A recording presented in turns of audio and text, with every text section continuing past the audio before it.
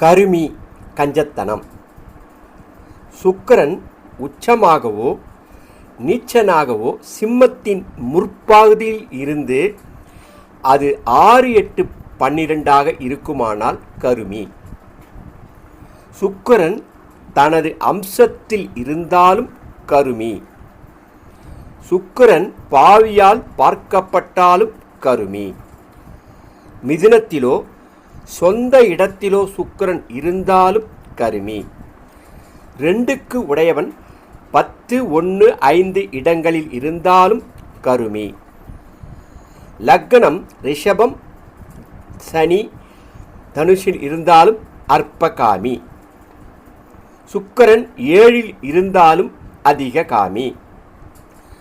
சுக்கிரனும் செவ்வாயும் சேர்ந்திருந்து குரு 6க்கு உடையவன் ஆனாலும் அதிக கர்மி.